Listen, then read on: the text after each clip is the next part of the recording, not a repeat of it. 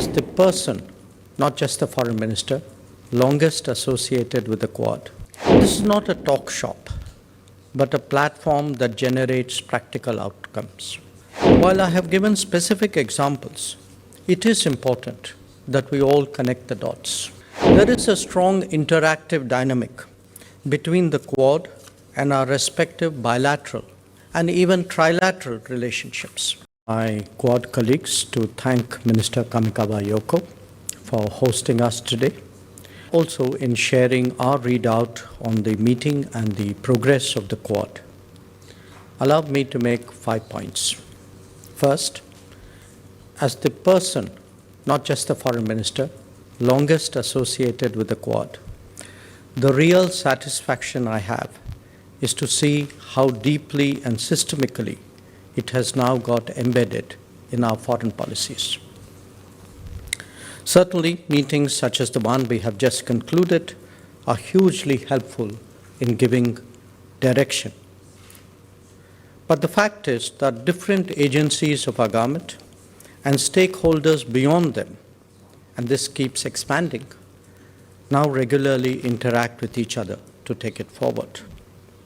And our leaders have personally led the Quad's growth. Second, do appreciate what an expansive agenda we have built up in the last few years. Think about it. We are working from trusted telecom technology and undersea cable connectivity, you just heard Minister Wong talk about it, to humanitarian and disaster relief, Minister Kamikawa spoke about that, critical emerging technologies, cyber and health security, climate action, infrastructure, capacity building and training, STEM education, maritime domain awareness, and counterterrorism. And this, by the way, is the abbreviated list. There are 16 working groups, and we have just today agreed on more things to do. All of us are looking at how to advance Quad, how to resource it better, how to coordinate more closely, and I think we made some important steps today in that direction. Third, this is not a talk shop, but a platform that generates practical outcomes. For example, our HADR conversations are reflected in understandings and SOPs between our navies. The Indo-Pacific Maritime Domain Initiative that came out of Quad today links our information fusion centers. The Open RAN network that we have spoken about so much is being deployed in Palau. A space-based climate warning system will be launched soon in Mauritius.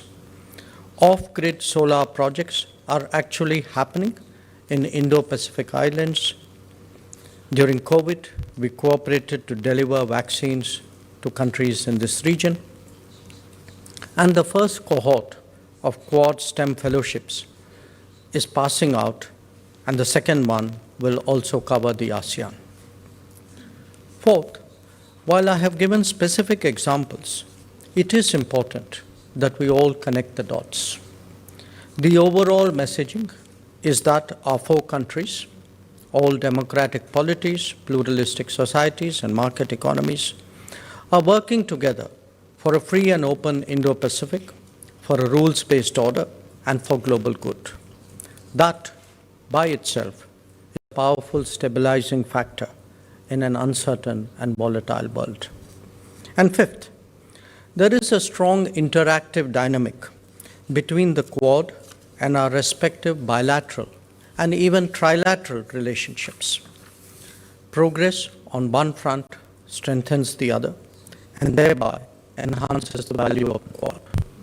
We have been able to engage together with some other countries in this region in furtherance of a shared agenda.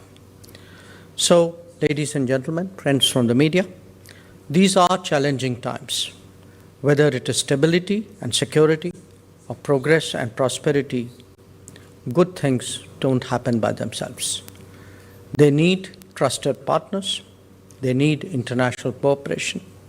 The Quad is a great contemporary example of both. As in the past, I'm very pleased with what we have discussed and what we have achieved today.